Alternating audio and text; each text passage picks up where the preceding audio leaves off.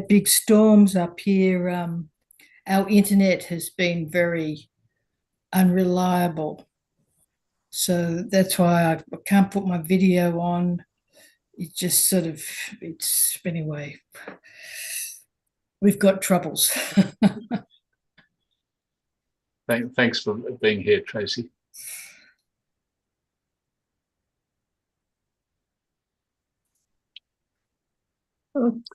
So I'd like to welcome everybody, and people are still joining as we speak. And I'm just going to resend the link to you. One moment, please. Here, our internet has been very unreliable. So that's why I can't put my video on. It just anyway, we've got troubles. So thanks for being here, Tracy. Welcome everybody, and we'll start the meeting. And I'd like to welcome you all here. Later on, I will properly introduce our speaker, Mrs. Hilary Abadi, and the topic, which will be an overview of religious art. Just admitting people while I'm talking. And so thank you. If everyone could just be muted if you're not talking. Okay, no, I have to stop it. That is why the double sound is coming. I don't seem to have a muting ability, so I'll need everyone to just mute themselves if you're not talking. All right, and then after an acknowledgement of country, we'll have music, 2 items, I believe, and then 7 readings, more music, and then we'll introduce the speaker. So thank you, Tracy. Thank you. So those of us living in Australia, we live on various First Nations people's land. I live on the Worimi people's land, and the land has been cared for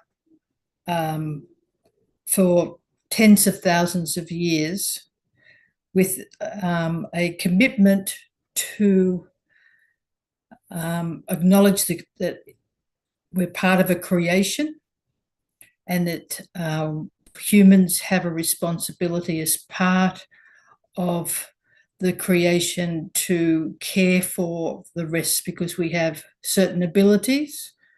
And Aboriginal and Torres Strait Islander people have been practicing that and have had a spiritual focus in their daily life and in their approach to their worldview. So we want to acknowledge with respect and that's our inheritance in this land. And just as they live for future generations, that we take up that same challenge and try to be a positive contributor to the present time and for the future, that the future people can know koalas and other Australian animals and plants, because we've been part of looking after. Thank you. Thank you, Tracy.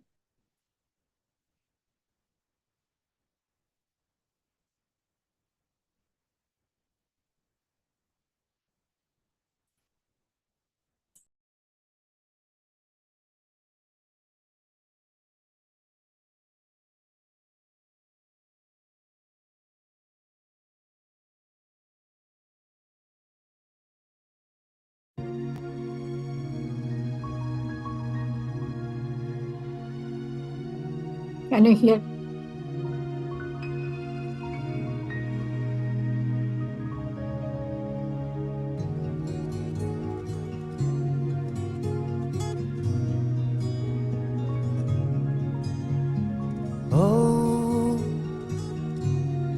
Oh, precious on earth, withdraw your hands from tyranny, for I have pledged myself not to forgive any man's injustice. This is my covenant, which I have irrevocably decreed in the preserved tablet, and sealed it with my seal of glory. This is my covenant, which I have irrevocably decreed in the preserved tablet, and sealed it with my seal of glory, of glory, of glory, of glory, of glory. This is my covenant.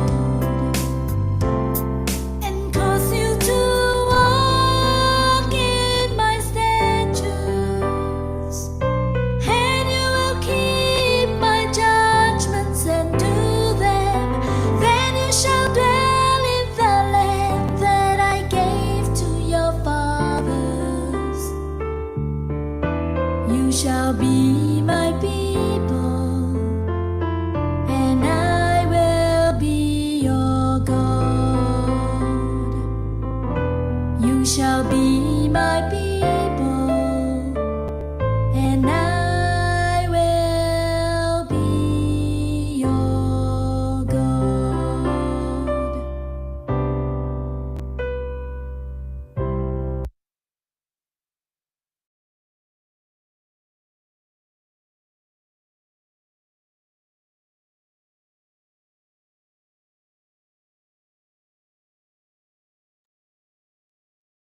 At present, the light of reconciliation is dimmed in most countries, and its radiance extinguished, while the fire of strife and disorder hath been kindled and is blazing fiercely. Two great powers who regard themselves as the founders and leaders of civilization and the framers of constitutions have risen up against the followers of the faith associated with him who conversed with God. Be ye warned, O men of understanding. It ill beseemeth the station of man to commit tyranny. Rather, it behoveth him to observe equity and be attired with the raiment of justice under all conditions.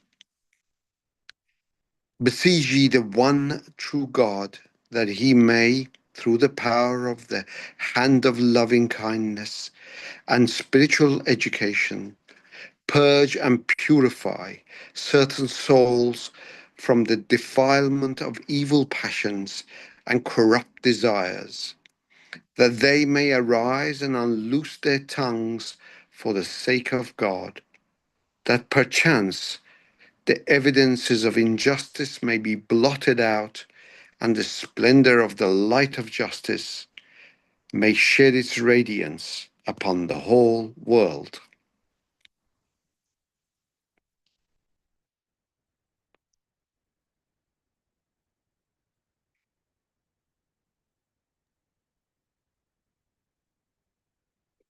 Our Father which art in heaven, hallowed be thy name. Thy kingdom come, thy will be done on earth, in earth as it is in heaven. Give us this day our daily bread, and forgive us our debts as we forgive our debtors. And lead us not into temptation, but deliver us from evil. For thine is the kingdom, and the power, and the glory, forever. Amen.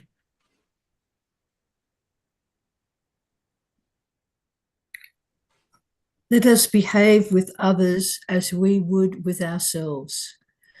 Let us look upon all living beings as our good friends, for in all of them there resides one soul. All are but part of the universal soul. A person who believes that all are his soulmates and loves them all alike never feels lonely. The divine qualities of forgiveness, compassion, and service will make him lovable in the eyes of all. He will experience intense joy throughout his life. Hindu scripture.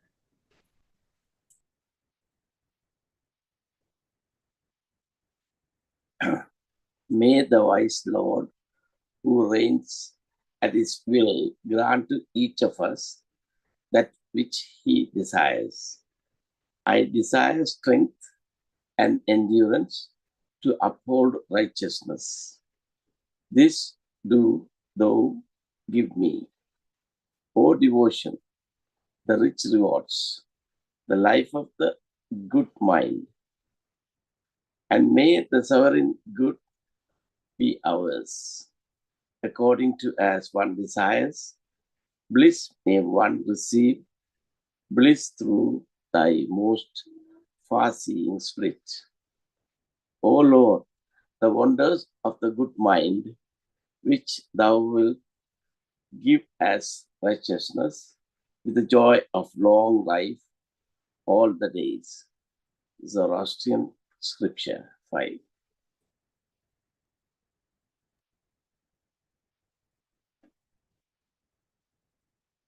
In safety and in bliss, may the creatures of all be of a peaceful heart. Whatever living things there are, whether weak or strong, with none excepted, great or small, seen or unseen, dwelling far or near, born or awaiting birth, may all be blessed with peace. Let no one work another one's undoing, or show contempt in any place. Let no one wish another harm through provocation or resentful thought. Just as a mother with her life protects her child, her only child, let all the embracing thoughts for all that lives be yours, and all embracing love for all the universe in all its height and depth and breadth. Buddhist scripture.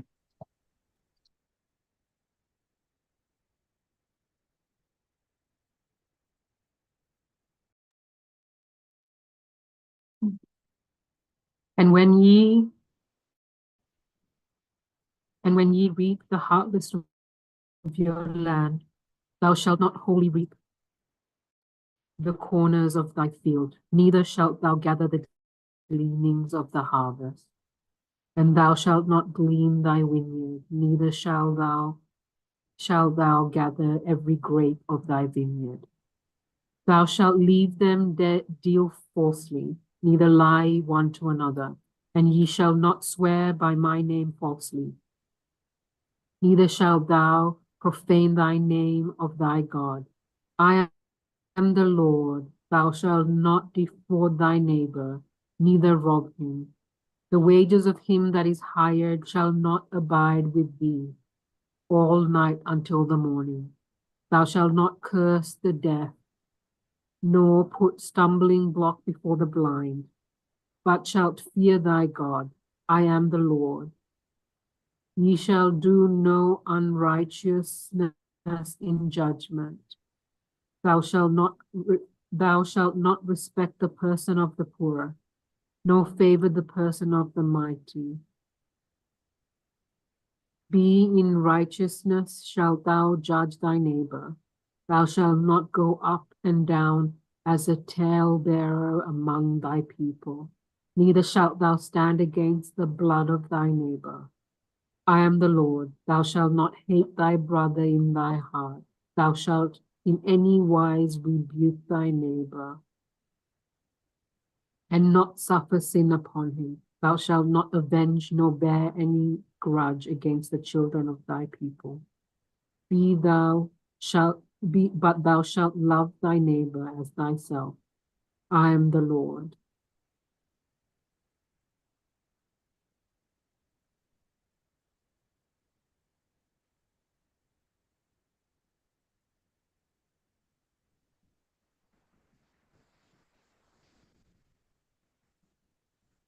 I think Nung has to.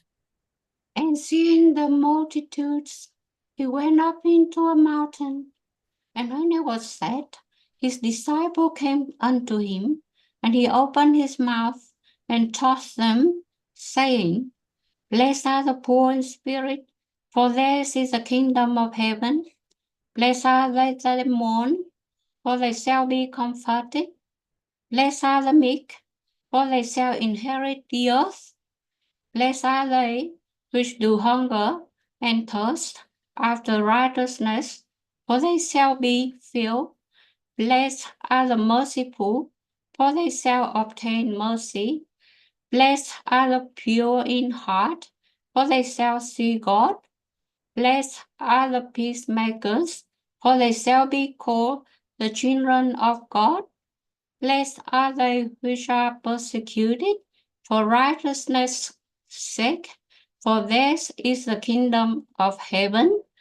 Blessed are ye when men shall revile you and persecute you, and shall say all manners of evil against you falsely for my sake. Rejoice and be exceeding glad, for great is your reward in heaven. For so persecuted they the prophets which were before you. Christian Scripture.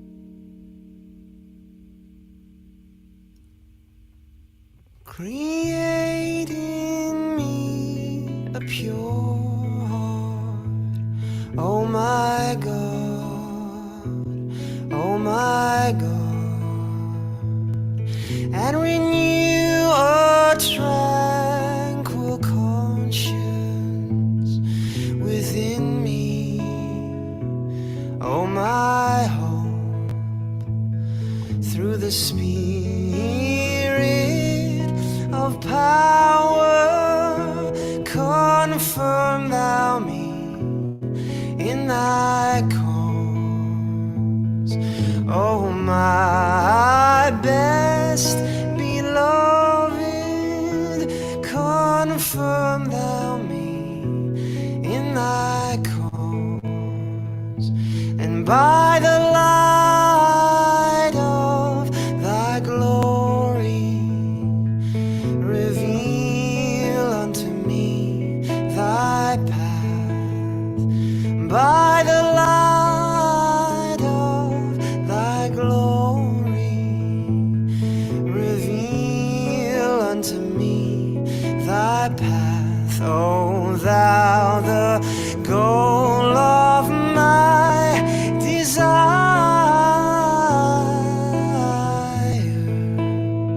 and through the power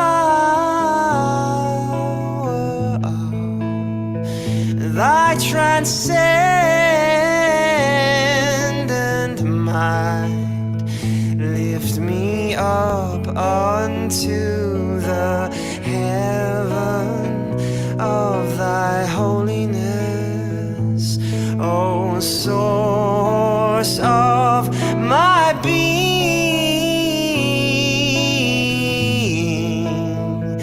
and by the breezes of thine eternity,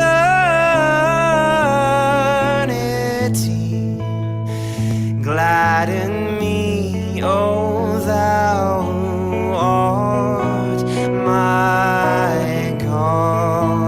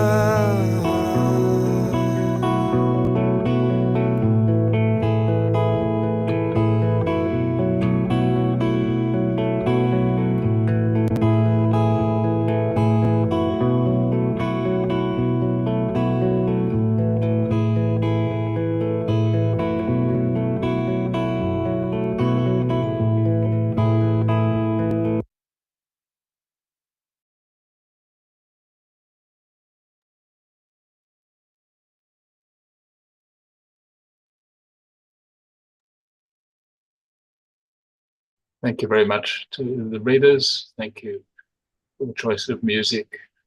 And very happy to introduce our speaker now, Mrs. Hilary Abadi. And Hilary has a career in primary education as a music teacher, a mainstream teacher, a deputy principal, and a principal. She has a passion for the arts, and my wife and I were very happy to meet Hilary for the first time recently, as she is also, as we're discovering, an excellent administrator and team coordinator for the National Spiritual Assembly. So I'd like to hand over to you now, please, Hilary, because this is a subject I don't think we've covered before, and I know nothing about religious art. Over to you, Hilary, and hopefully you can share the screen there. Yes. Okay. Thank you. Thank you very much. Before you start, I think Siva is saying Oh, hello, Siva. hi to my husband. Siva is saying hi to my Hilary and all. I think he will go back to bed soon. Hello, Siva. Good to meet you. Thank you. Thanks, you are. Okay, thank you. Okay, sorry, Hilary. All good. So how to share. While I'm trying to work out how, there we go, do that.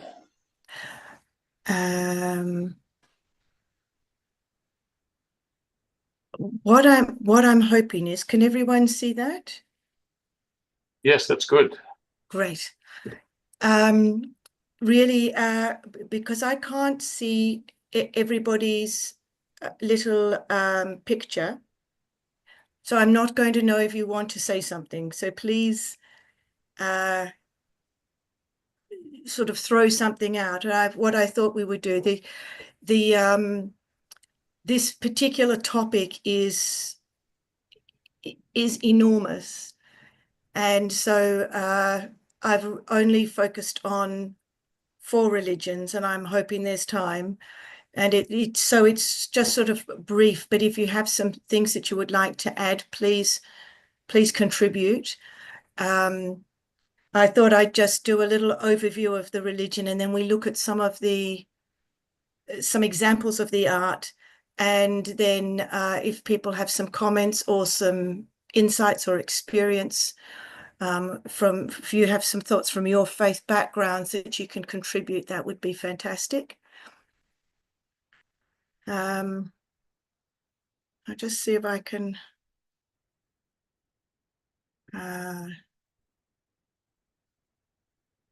so Colin doesn't let me make this a bigger screen, is that right?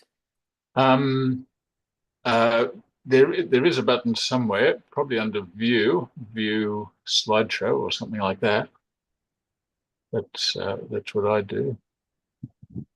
I think that in the bottom there is a horizontal bar with a marker there. If you can make it a bit bigger. So, that slide down the bottom of the slide.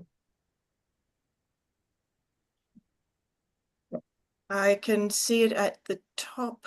Annotate more, record.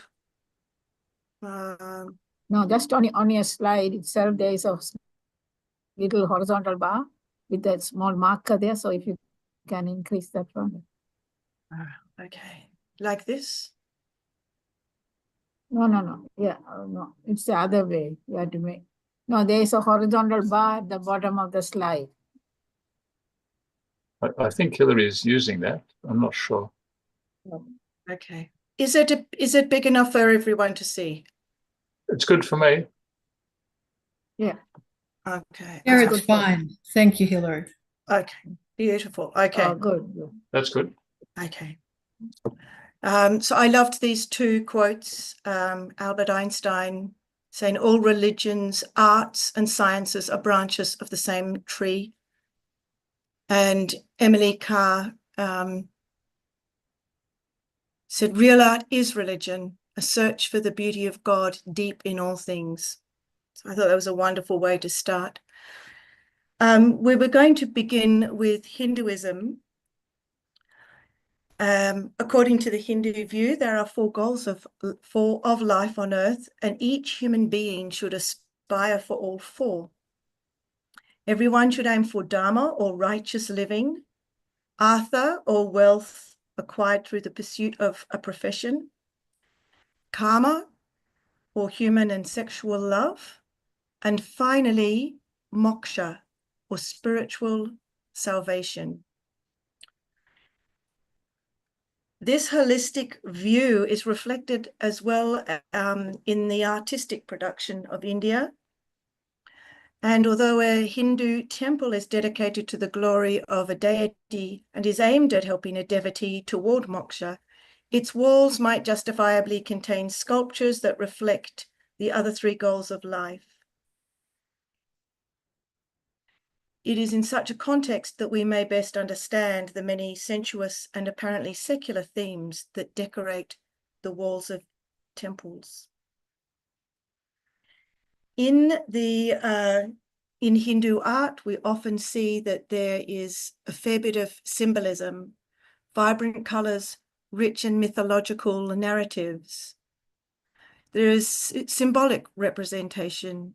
Hindu deities and mythological scenes are central, often depicted with multiple heads or arms to symbolize their divine powers, and intricate symbols which play a vital role with which deity having specific attributes and weapons.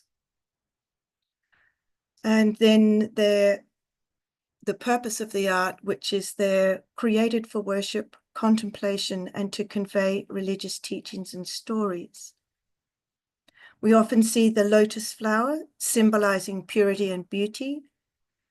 The swastika, unfortunately now a symbol associated with such terrible things, was once a Hindu symbol to represent good fortune and well-being. And Om, the sacred sound and spiritual icon of Hinduism. So if we're looking at these 2 artworks here, we can see something of those examples of Shiva as Lord of the Dance with the multiple arms, the vibrant colors of on the left.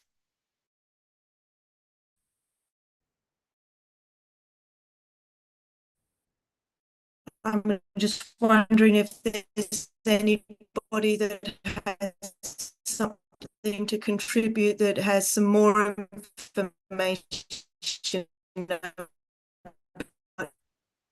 of these 2 pictures. Hilary, you were good up until the end. Then you started freezing, but I heard you're inviting people to offer anything they want to contribute at this point.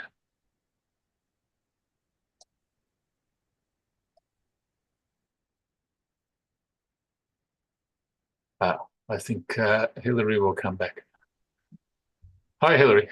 Hello, I seem to have come back. It did freeze me, all right. Did anybody have anything to share? Your sound is a little bit broken. It was good until just towards the end there, Hilary. I don't know if you can switch to another network. Maybe if I try putting my earphones in, but that might help with the sound. I don't know how to change to another network, Colin. I'm sorry. No, that's right. It's good at the moment. So I think we'll be all right. Okay. Sometimes but it seems you share your screen, but then have your video off. You might be able to have more band length. Okay, thank you. I'll try that. I think it's been all right. I think it's been beautiful. Okay, well, we'll keep going. This painting of Vishnu is a watercolor of Vishnu. You need to reshare, Hilary. Oh, Yeah. can you see that? can you see that now? No, the sharing stopped when you. No. Oh, right. I'm sorry. Is that, can you see it? Not yet.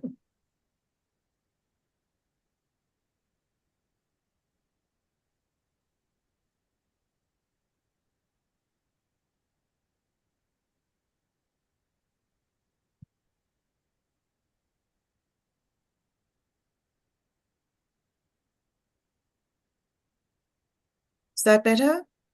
Yeah, we got it now. Great. I'm not sure how well you can see this incredibly detailed picture of Vishnu Vishwarapa, but the eyes, one is the sun and one is the moon, and there's fire blazing out of the mouth, which comes from the Bhagavad Gita's description of Krishna, which is an incarnation of Vishnu in his infinite cosmic form. So the painting powerfully depicts the universe as Vishnu standing upon a multi-headed serpent, Sisha, and holding in his four hands a discus, conch, lotus, and mace. Various deities cluster in Vishnu's upper torso, and the phenomenal world appears as a target-like circles at his waist, and the 7 netherworlds constitute his legs. It's such an incredible way to help people understand the followers understand and feel their place and their identity, and also that sense of the eternal nature of the spirit and the soul continually progressing, that sense of there being a netherworld, there being a life further onwards. And again, with the picture on the right, again, we see the conch shell in the bottom, the lotus flower, and other symbols. If we continue on, we can see some of the temples here, some Hindu temples, and sometimes incredibly brightly vivid, with the examples of some of the attributes that we were speaking about earlier. The design of the temples, I'm not sure how well you can see this slide, but it just shows the depth of thought and understanding of the creators of the Hindu temples to assist the individual find a spiritual guidance, a place for appreciating that they are part of something bigger, that there is a divine reality, and that this is a place where there is preparation for entering into communion with God.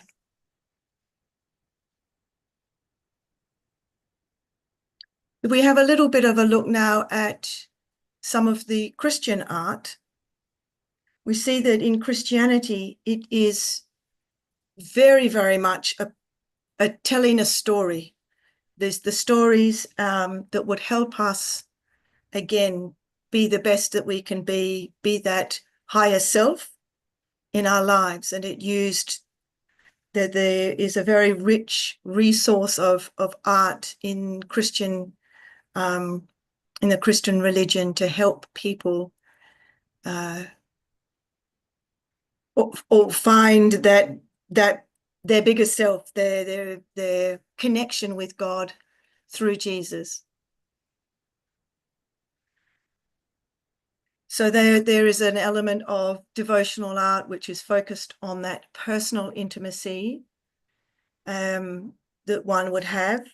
But there is also art that is more a universal communion with God, that sacred artwork that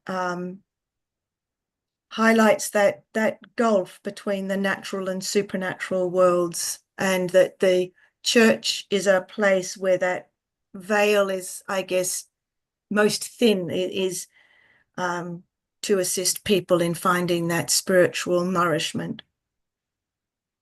And sometimes the art is of historical nature as well.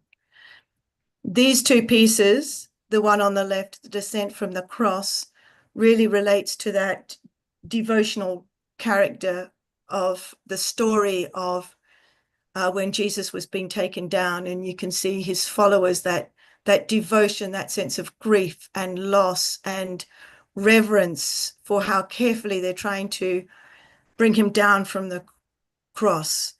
On the other side is very interesting because to me, because as well as telling the story of the birth of Jesus, we also now see an influence of politics.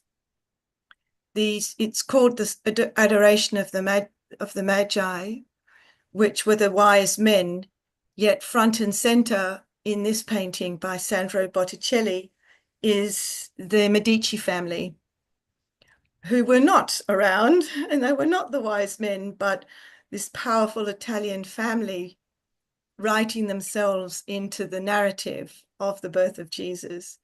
So it's a very interesting example of the influences trying to, I guess, grab power and authority. And in fact, two members of the Medici family did become popes in their time. The first churches were in caves, and as they were in many religions, and this is a painting of the first caves because the Christians were so persecuted that the stories of Jesus and his teachings had to be kept very secret. And this is a storytelling of that. But as we know, the churches became incredible places of worship and beauty to help people again move away from the material world and move towards the spiritual. This is a photograph of the inside of a very famous cathedral. I'm not sure if anybody recognizes it. It's still unfinished. It's Sagrada Familia by Gaudi, and it's in Spain. But these very, very tall columns, again, have that sense of, build this sense of loftiness, these beautiful colors of the stained glass windows create this ethereal feeling of something, this transcendence from our normal lives.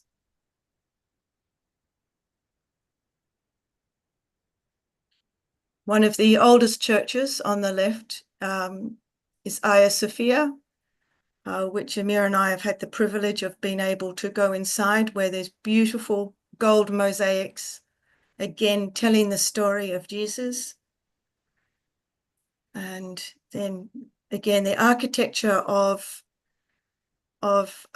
Christianity, again, as it did with the Hindu temples, brings this sense of moving away from the needs of the material world, moving in closer connection to the spiritual realm, and to that nourishment of the soul.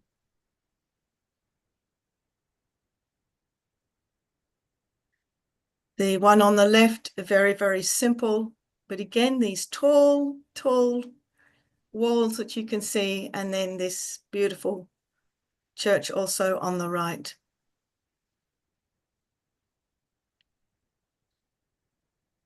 Before we move to Islam, is there anybody that wanted to share some thoughts on the art and the architecture of Christianity? Thank you, Jung. Yours did come up. Thank you, Hilary. Some of the famous painting started from Renaissance time, like Leonardo da Vinci, La Pietà di Michelangelo, and another one, Pablo Picasso. So some of the painting, as you just described, supposed to be moving people from materialistic life into spiritual life. But in real life, some of the painting has been auctioned for $500,000. One of the famous painting, Salvator Mundi. So it was in Italian Renaissance time, just like the people like Leonardo da Vinci drew Mona Lisa. And so he's genius.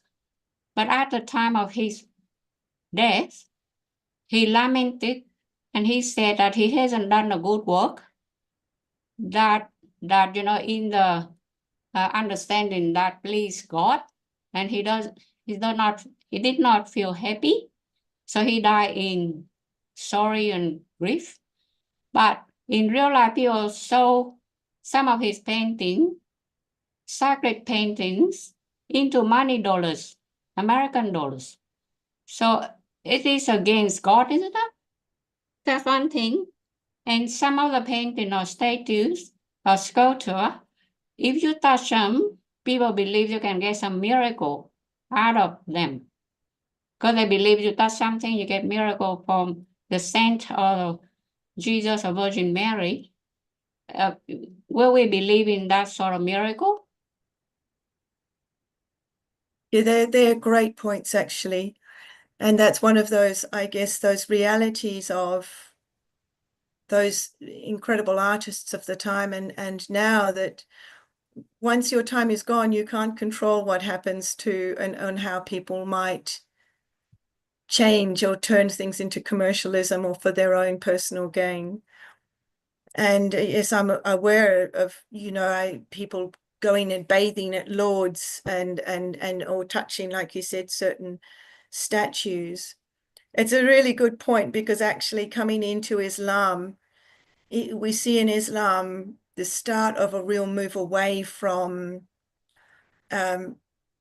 drawing pictures of people, because initially in Islam, there's very few recorded pictures, and I didn't include one of Islamic statues of people.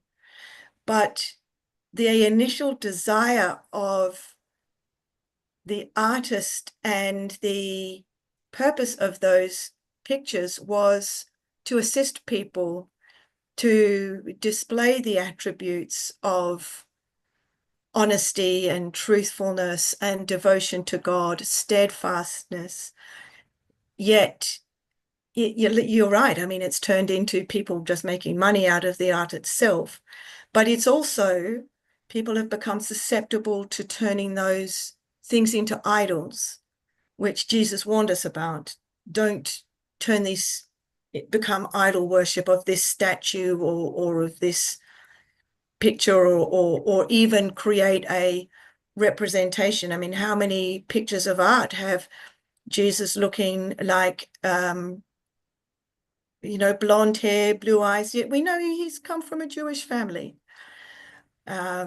So perhaps Islam understood, or that change was that time. It is time for humanity to move away from that and that susceptibility into, and how does humanity move back to those spiritual elevated thoughts?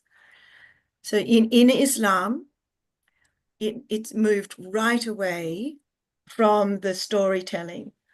In Islam, there are a number of elements that were important. Guardianship, which devoted love and devotion to God. Purity, prayer, charity, fasting, pilgrimage, and struggle. There's a description here of some of the 10th century historian who describes the first documented mosaics taken from possibly from a Byzantine church. It says the importance mosaics held in the early centuries of Islam is seen in their use in the Dome of the Rock in Jerusalem. Wall and ceiling mosaics present vegetative motifs and scrolls, vessels and winged crowns. The main characteristic of Islamic mosaics is the absence of figural representation in religious art. The resistance stems from the belief that creation of living forms is unique to God. Another very strong part of Islamic art is calligraphy. And here's two beautiful examples here. I cannot tell you much about them. I am sorry, but I can share this. The term calligraphy actually comes from the Greek words kalos, meaning beauty, and graphos, writing, and it refers to the harmonious proportion of both letters within a word. It is a fundamental element of Islamic art, and Arabic calligraphy was given a universal status in Islamic country, which has happened since the Quran. The use of calligraphy as an ornament and aesthetic appeal has helped convey the faith and its legitimacy. Calligraphers are held in very, very high regard amongst Islam, in Islamic circles. And its training is highly, highly regarded. Also geometry. I might pop back to the previous slide. There's a sense of unity about geometry, so that the geometry also help us understand the oneness of God. So the Islamic artisans really championed that, covering whole surfaces with them. Their mosques also are a pathway to, again, as we saw in Christianity, as we saw in Hinduism, designed to help people prepare and to worship God, to move to that spiritual realm.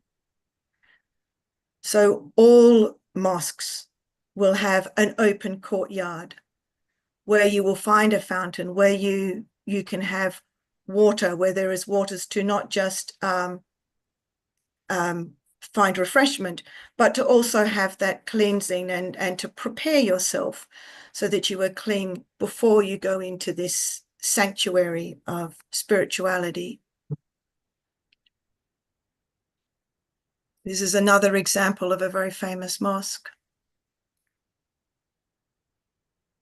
You can see the one on the right is in Cordoba in Spain. Again, these beautiful, tall, elevated ceilings. And on the left, we can see that mosaic work, those geometric designs that also are meant to give that sense of perfect patterns of harmony and of beauty.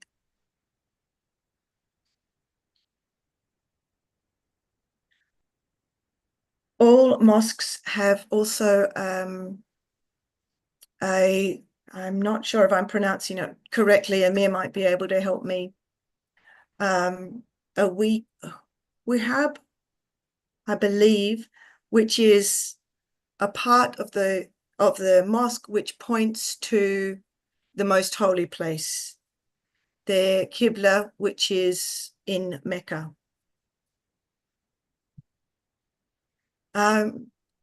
Moving on to some Baha'i art, I feel like I'm rushing, and I'm apologize. I did say it was brief, so I'm just skipping along. Mishkim Kalam was one of those famous calligraphers. He was a Baha'i, and all of his work is in the celebration of God. And these are two examples of his work.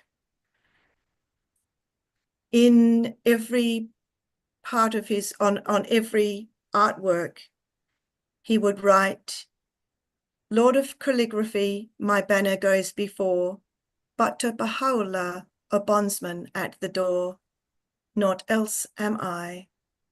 Oh, sorry, naught else I am, Meshkin Kalam. So all his calligraphy was in celebration of the greatest name and of Baha'u'llah. So this is some of the early parts of the early stages of the Baha'i faith, where his calligraphy is still used and enjoyed today. Another famous Baha'i artist was made a dame for her artwork, and her name is Robin White. And she pioneered to initially, I think, to Kiribati, and she took all of her art materials with her, and within a few weeks of arriving there was a fire and all her artwork was burnt and destroyed. And actually, it was the start of an amazing time of then working with the women within the culture there. So they collectively began to express themselves through their art and their understandings of the Baha'i writings. These particular examples are works made in Fiji and were inspired by the Baha'i writings there. And some of the works that she has made and that with her collaborators are now in national galleries all around the world. And you can see on the screen there, it says that artist Robin White explained that the writings of Baha'u'llah are rich in metaphor, which can be translated into visual images that serve a narrative and purpose. In architecture, the Baha'i temples have some very specific requirements. And just as we saw before, in Islam, they require a dome, as do we.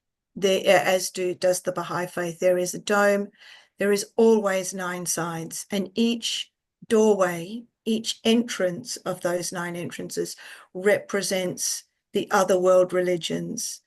That every pathway, there is a unity of the religions, and that all of the religions are welcome within a Baha'i temple, and prayers from any religion are available in every Baha'i temple.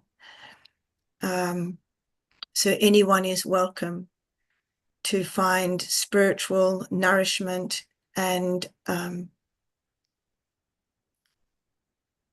relief and certitude and sense of peace in a Baha'i temple, using whichever holy book they desire.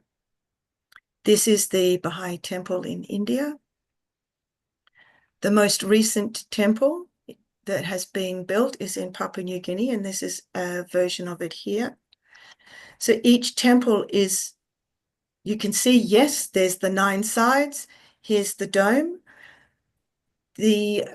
Also a requirement of a temple is that it reflects the culture where the temple exists. And within Papua New Guinea, the weaving of the baskets and the culture of weaving in Papua New Guinea is a part of their sense of community.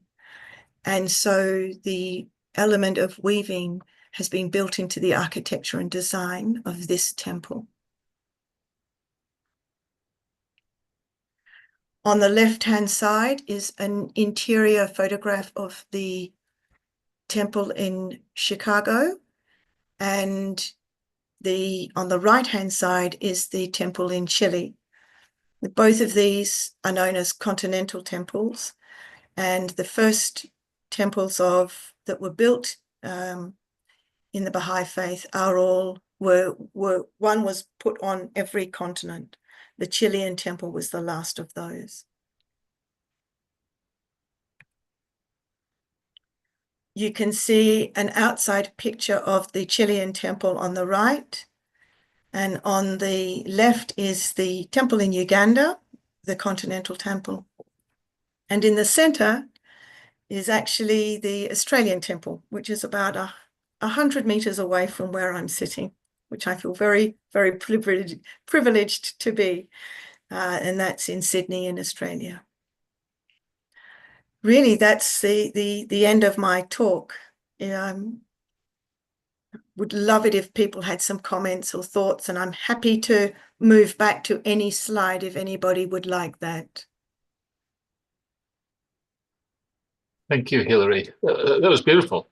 I mean, the pictures and the color, everything very lovely.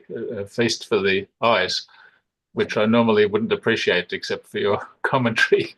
So, so there was a bonus for me. And so anyone would like to comment or ask a question, please just raise your hand with the reaction button. Tracy. Thank you, Hilary. It's really amazing to see the human spirit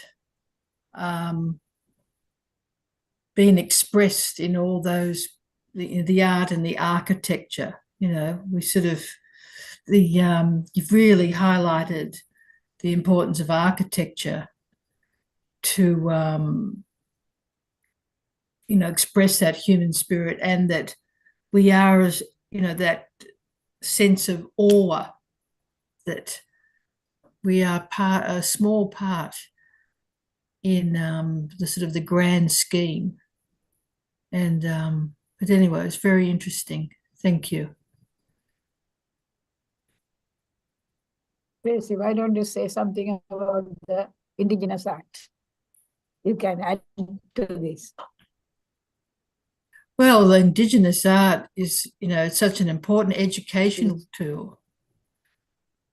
You know, it expresses that unity and you know, that being part of a whole and the interconnectedness, you know, consistently. Even there's different art forms across the continent, but that theme of being connected together, taking care of each other and honouring the sacred is consistent.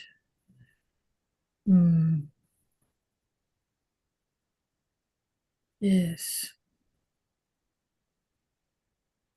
I just wanted to say something about a Buddhist image painting I saw once in a friend's house, a relative who was a Buddhist. And it was interesting. I looked at it and I thought, okay, why would someone put that there? Because he looked, I don't want to be disrespectful, but he looked overweight and unshaven. And I thought, that's, I wasn't sure how to ask the question without being disrespectful, but I ended up asking him, what do you see in that picture? And he said, he looks like Santa Claus. So I could see something in that.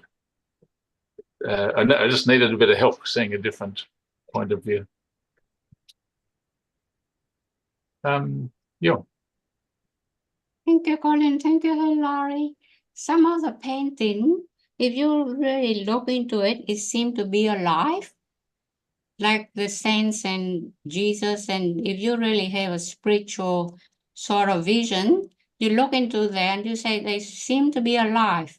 So that's why they cost a lot, like $500,000 to get one photo, one painting, one whatever there, because they got a monetary value. So the second thing that I think that God has worked together, as you use the word collaboration, with people to do the writing, to do the poem, to do the painting. So that's not only the work of humans being, but that is a masterpiece created between God and people. Because the people around, the inspiration got to come from somewhere. And so God will use the people as instrumental, like the way to do things. And so God worked with them and created all these beautiful masterpieces. And talk about Buddha.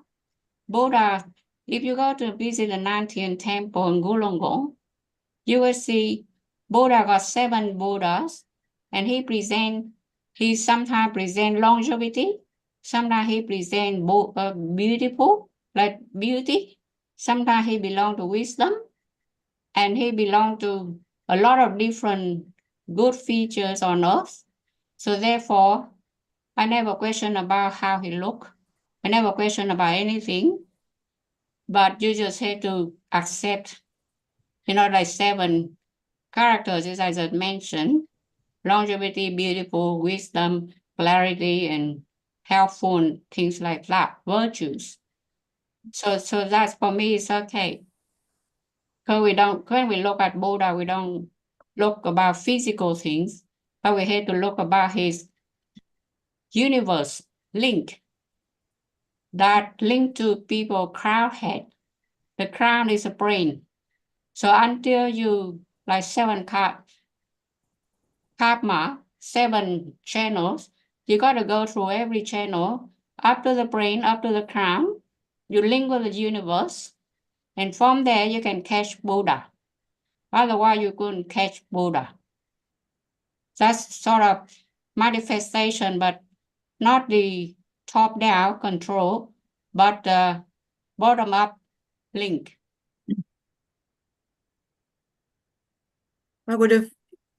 It was when I started looking into this talk, realized very quickly that it wouldn't be possible to look at all religions.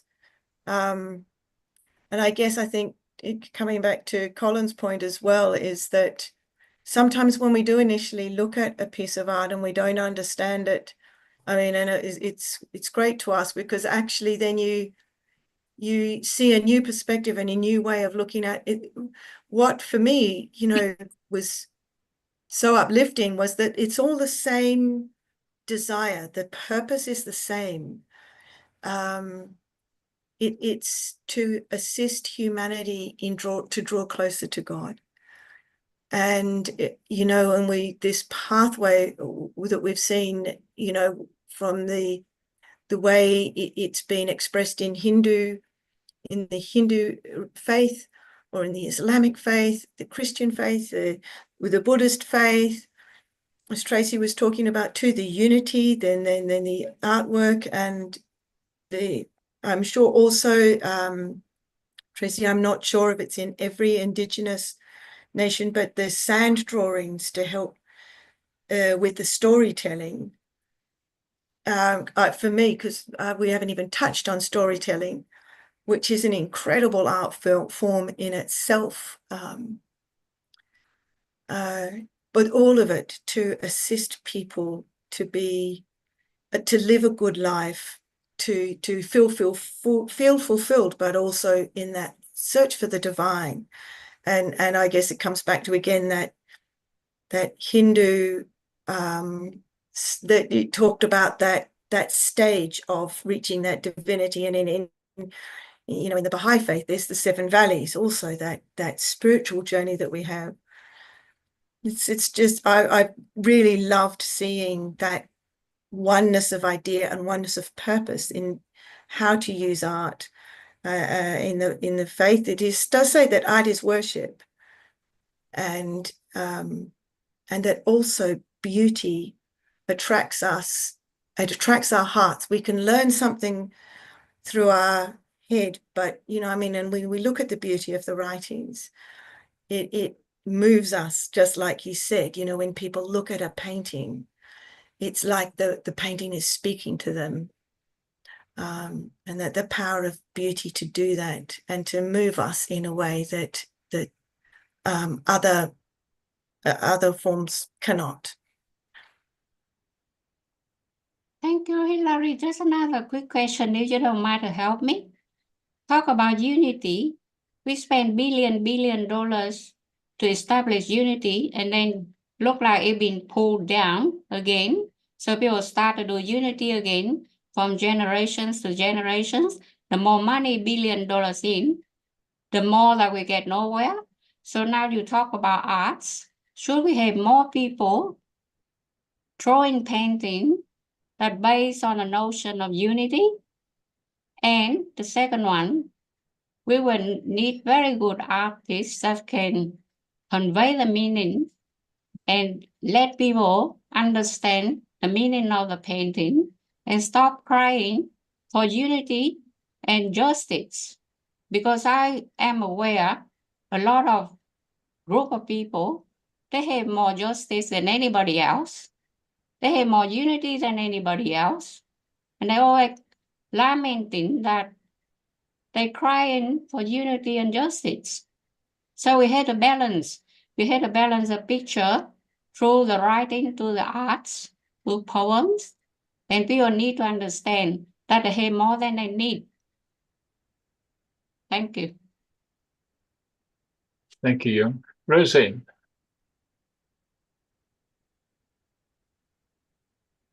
Hello, everyone. And thank you so much, Hilary. Your presentation is really, really wonderful. I don't know how to express this. And I really appreciate the beauty of the pictures. I don't know how you manage it, but it's really professional. Thank you. And also, I have, through your presentation, I have discovered the principle of the progressive revelation. Yeah, accept the concept of the beauty of the art and the science.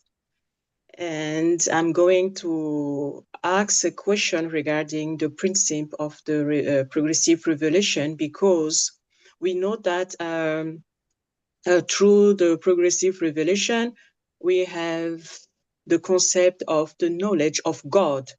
And for example, the idolatry that begins since the discovery or since the knowledge of God by men.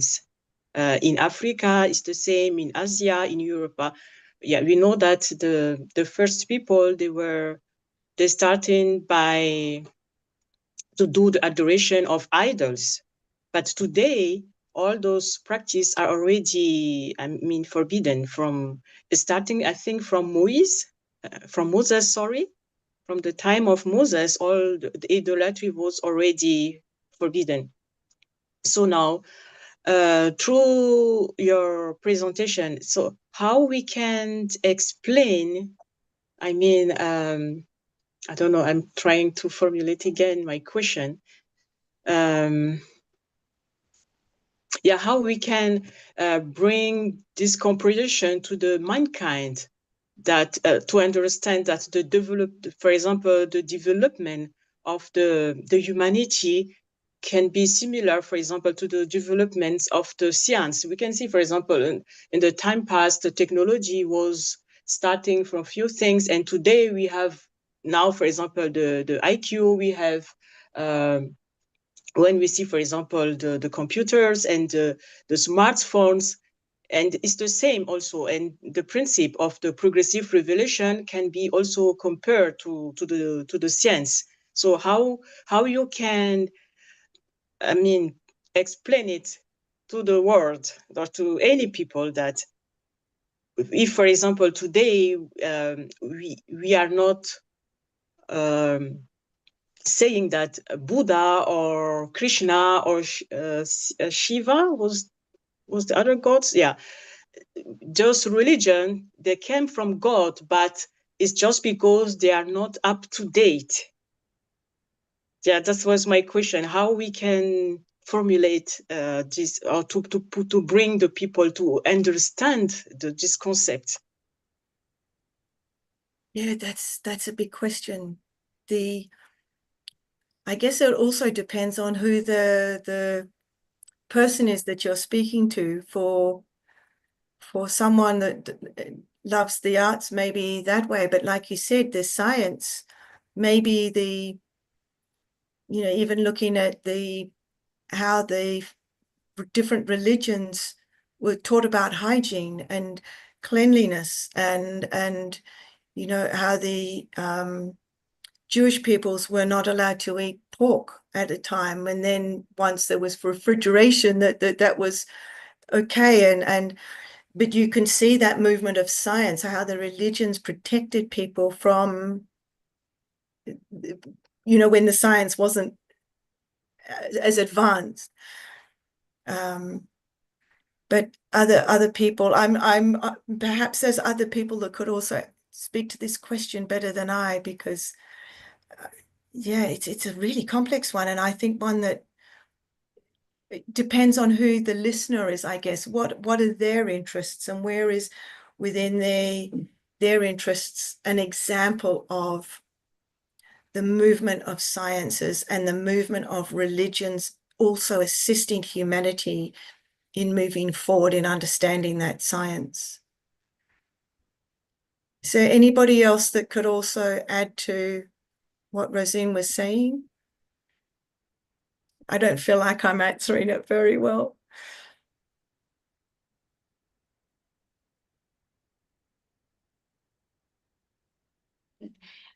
For what we, through social media, I mean, a lot of things go through social media.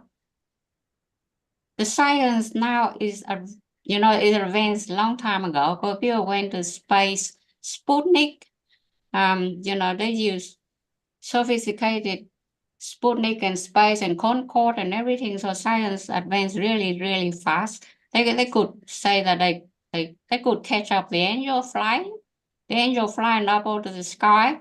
The Concorde fly faster than the angels. But talk about humanity, is that true that human now move backward? They not move forward or way ahead or progressive as they should. But the more science advance, people just got, they're falling back because now they got to restart to build the kingdom of God. They need construction worker.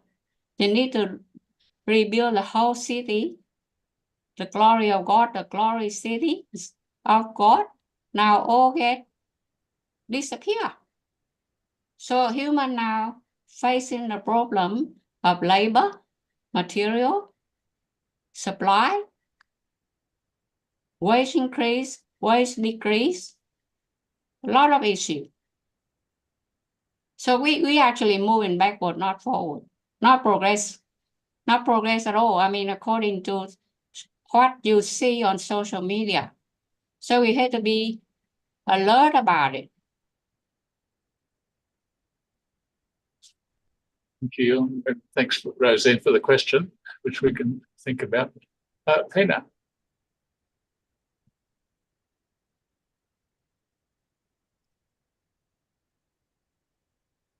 One of the teachings of Baha'u'llah is the independent investigation of the truth. We have now come to this stage that it is so progressed that we can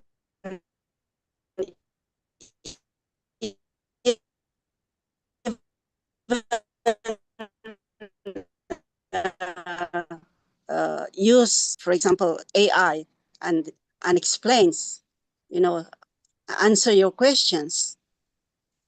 And so we have the teachings to read and investigate, and we ourselves study it. Think about it. Think deeply about it. Even pray for it to understand it. And meditate. Because there's a lot of these questions, as it is also mentioned in the Bible. I have many things to tell you, but ye cannot bear them now. Howbeit, till he, the Spirit of truth, will come, he will guide you unto all truths. Now, who is this Spirit of truth that will come?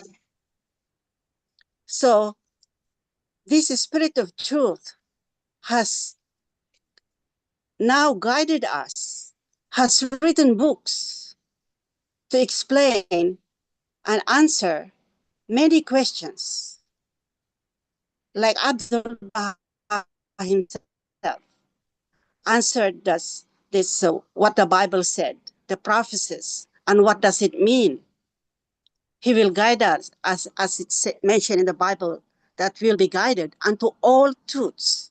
So what we need is to investigate this. Like, for example, if religion is like the school of God. So you go to standard 1, then you progress standard 2, 3, and you go up.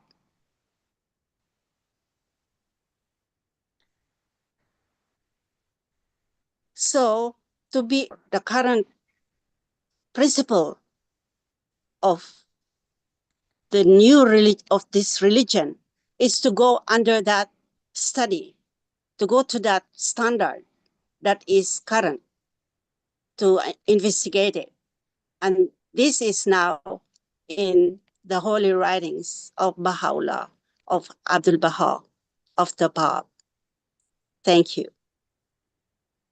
Thank you, Pina, for that comment. I was just there thinking about something else, and that is because Jung and I sometimes go to Catholic churches, and they have art around the world. They have the 14 Stations of the Cross, which is the path that Jesus took to his death. And each painting obviously has meaning, and each church has normally has a unique set of paintings, sometimes done by someone local. And I understand that when someone does penance, when they've confessed their sins and the priest tells them what to do to get right again, one of the things they might be asked to do is just to walk around and meditate on the Stations of the Cross. In other words, instead of it being like a sanction or a punishment, it's like a sanctifying process where you walk around and look at the paintings and become uplifted and closer to God instead of feeling that you're being punished. So I thought that was a good use of religious art.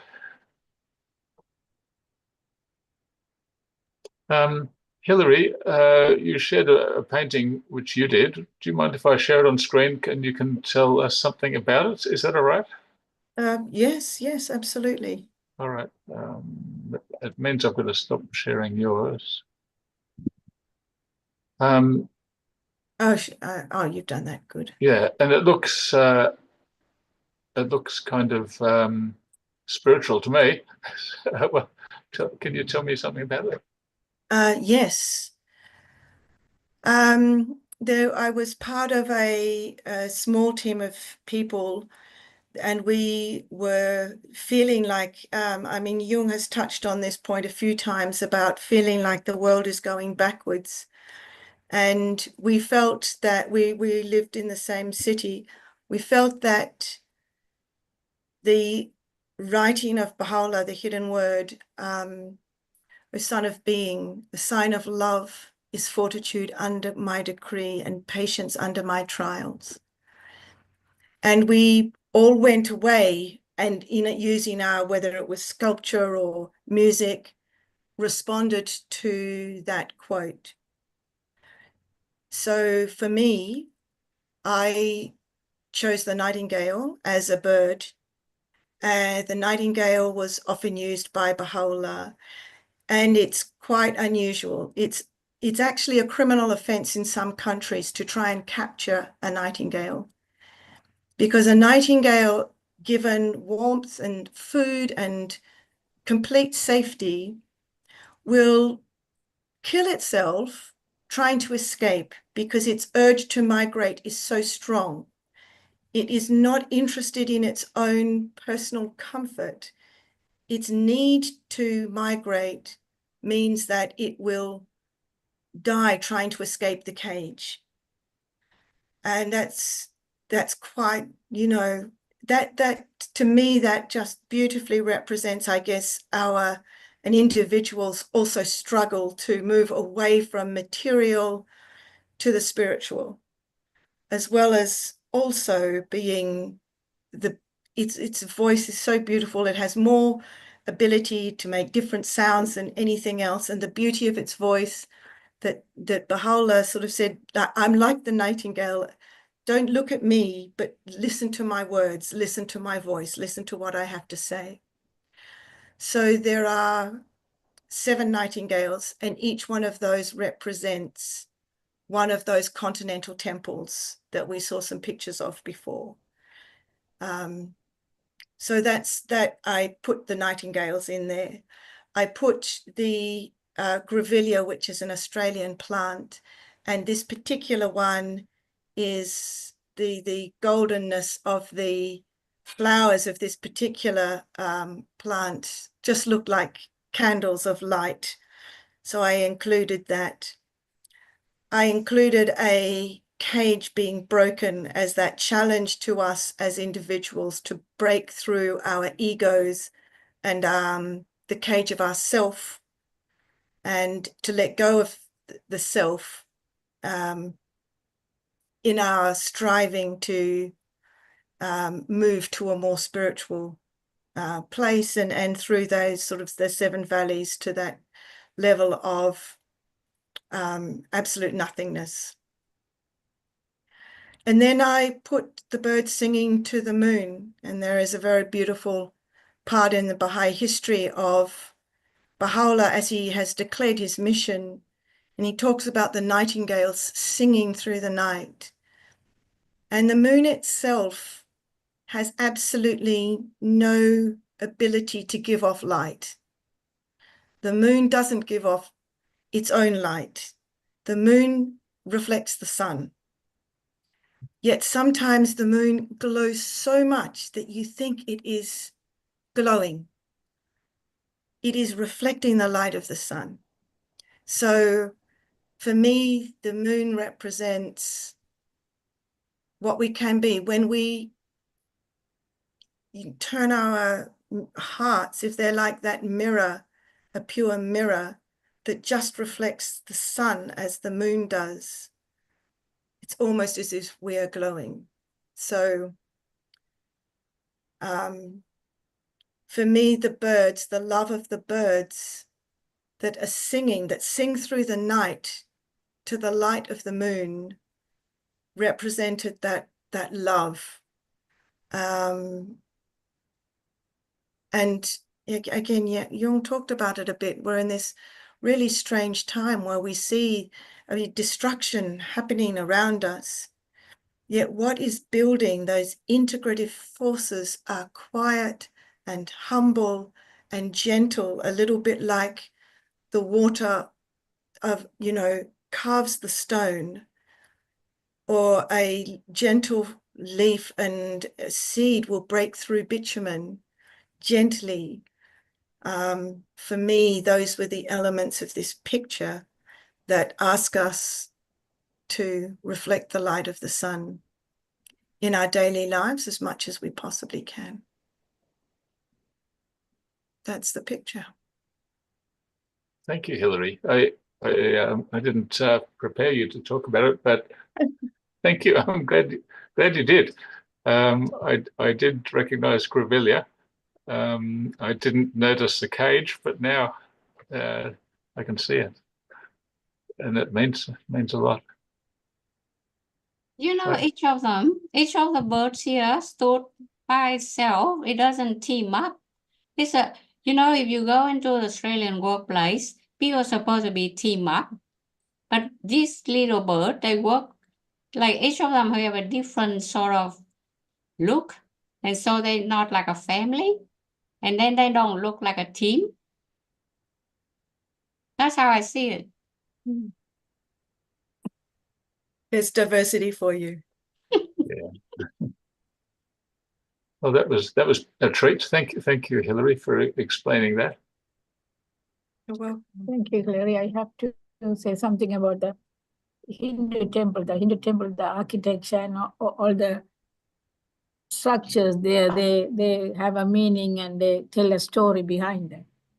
I have been to one of the Hindu temples, that one of the pictures you showed, the huge one. And also not only the architect and the engineering thing that they have, knowledge they had at so many hundreds of years ago. And there's one temple in India where there is a huge concrete pillar. And you can, but I don't know how it holds, but they say you could slide a piece of paper underneath. So it is not resting on anything. So it is being attached somewhere up, and it is a very strong concrete pillar. And the engineering knowledge they had at that time is amazing.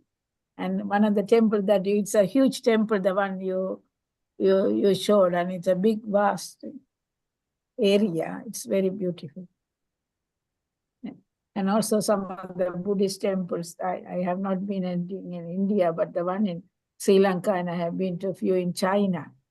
The architect, there is one temple in China where all the trusses and everything, they are all made out of timber. They are not joined together by any nails or anything.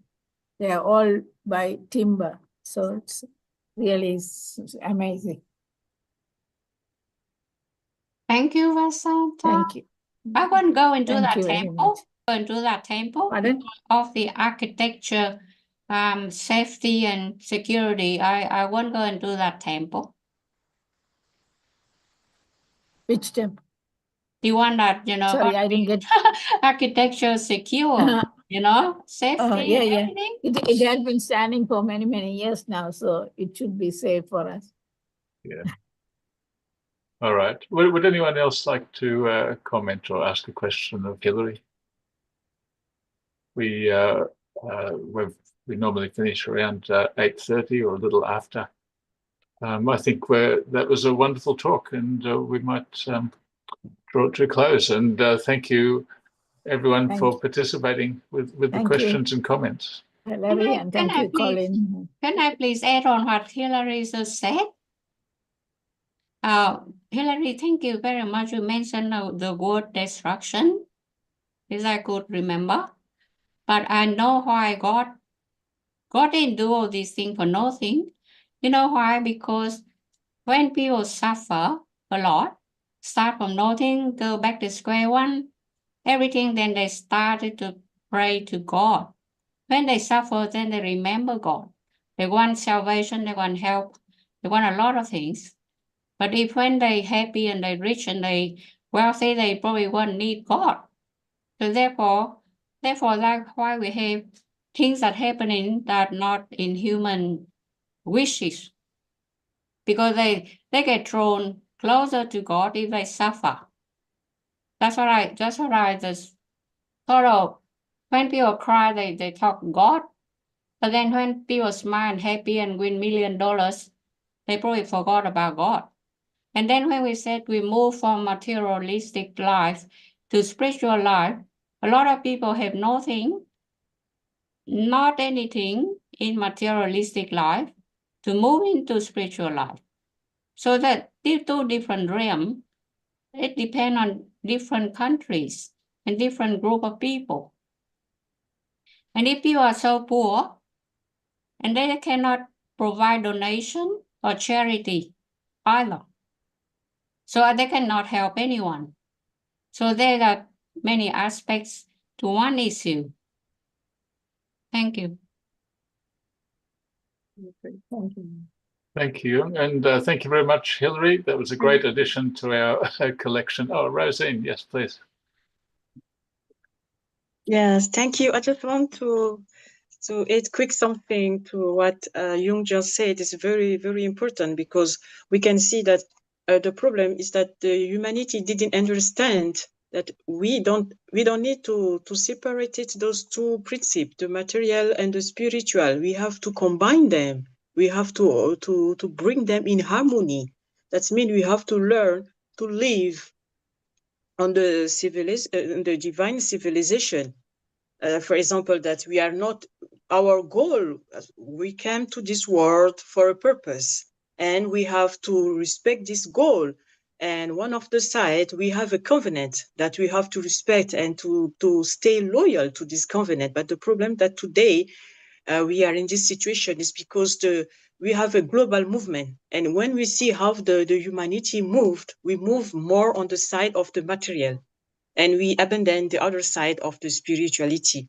But if we combine the both together, we bring in harmony, the material movement, the spiritual movement, and also the human movement, all three together. I think we can make together a global big movement and the best movement, and we can come to the vision, the global vision that the humanity is one world, one family, and then we can live in peace and harmony. But the problem is that we focus more since the beginning on the material side. I think this is the most biggest problem. But Rosie, you talk about your utopia. You talk about heaven on earth, not heaven on earth at all. That's utopia you're talking about. Because if you divide countries into socialist country and capitalist country, there will be different doctrine. More, if you look into unity, it's more like in socialist.